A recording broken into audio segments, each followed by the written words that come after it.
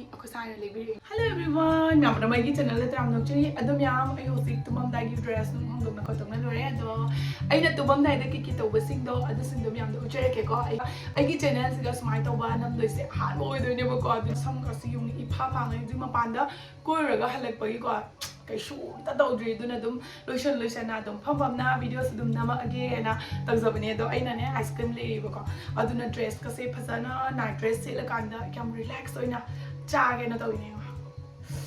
wa adum yam ai khwai pam sabai bu tumam dai matamda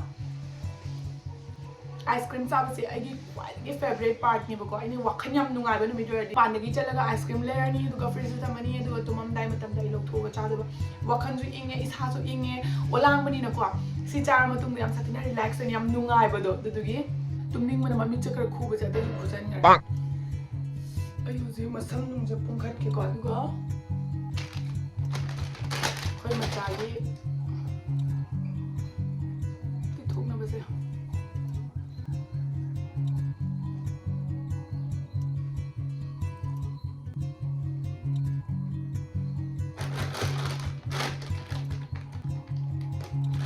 I did just Mamma with that way because I see that hope at Talena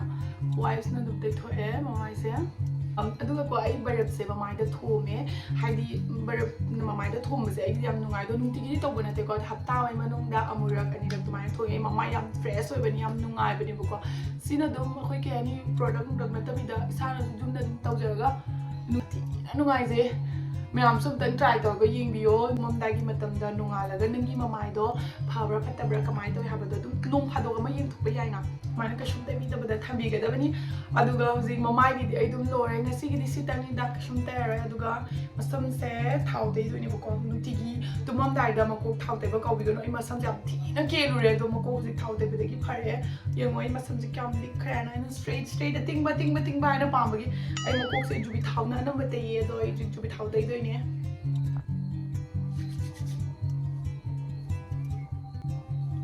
Ano ba na makong siya? Si Tabi tabnip ko. Duga ID smile. Nungay ba do oy ID si se makong thau taiba makong chikpa khot pa tawba dani ko si se yam satina nungay si taiba se ayora masa mo be care taw da bi tumba to taw bi ga no ko akoi isa section ga da bi du mathan da kira ga de gai wakhan nungay ga le ga punsi ka yam sang ga do ma le ba ko ma cham de pun chalo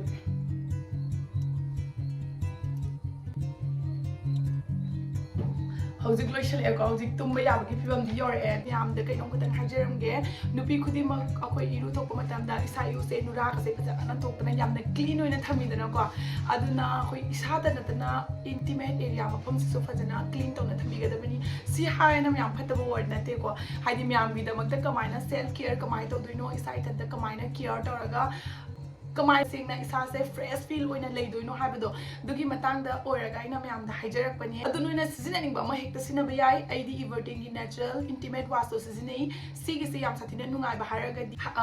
sida leire ko product se si pon gumba kari gumba pon to bodo adu su phate ko sina intimate area gi damakta hygiene gi damakta yengaga sigi product se semakpani ba ko ado yamna su tangde mi pum khodi mangna adum leiba ngamgani asina akoina sina joriba area se kra sensitive oibani na ko 100% natural ingredients natana same products sina gadabani ado sigi se 100% natural niba aduga sida yauriba pochai sing se neem tea tree oil aloe vera adugumba phapa product natani yamna phaba haraga suitable for all skin type aduna mi pum khudi mangna dum sina ba yae angang ahan na dringai da nugi na khuna sa do ahan da phaja hamdo piraga aduga sigi gels na taraga ai kamaina sina abado adu dum takcharam ge ko this is lower kana mafam duga area duga smaina si se thada birani aduga yam lai ko dum smaina massage simply smaina dum massage to bidoine aduga ising na dum phajana tai thok pirani ko se yo bai tarani aduga dum ising na cham thok pirani ko yam satina easy oi aduga khoi isa ka se manam nushiba yamna clean oiba isana isada yam nungai bado fawdoine sigi product se daily sinaba taragadi akoina jam lamna chapa matam da mafam da burn oiba sthaba chak thek padu mai tawba unsa ka ka thok padu yamna sang chaladi agi tawiba ko adugu masing du si sinara pharak pane si se 100% natural ingredients na tawbani na side effect legani habagi chingna bado adasu agi indagi agi thamoi dagi leidreba ko yam nungai aduna yam nupi singi oragadi si se leiga sinabadi yam kana ni aina khale adumu po aina si se haina no sima cleaning drug su ko noina net ta kai da thira kholaga po product ma yenga ga leiba shu yai ai gi oina suggest to badi ai si sina yam phai ai sa sinabani na aina dum khangne ba ko adom yam na dum learning ga su adum commenter o ai description da link hapcharam ge pa ma ga di sengo ai gi khujin se amu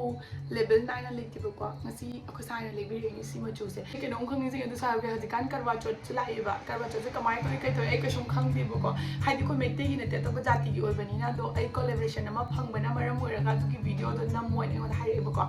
au na ai kamai nam do kai nom do kai im ko play team yam na dum khang ba le ga di comment hai bi o kamai nam si gi hai na ai Instagram ta thangalak toi ne aduna Instagram follow to do ngai se ta nam ga yam chalaga dum follow to san bio yeng ni ga di kamai to do khoi sai kamai team do khang di kamai nam do khang di do yeng mi na si do ngasi ki si di ai sai no shalaga ko yo di tum ma ga i chanu pi se ai gi ma khon tab do hogalak to re aduna ai na khara ma khon se tab thai ne ko ngasi ki di sai lo shinjara ge mi bye next video da mo ko na si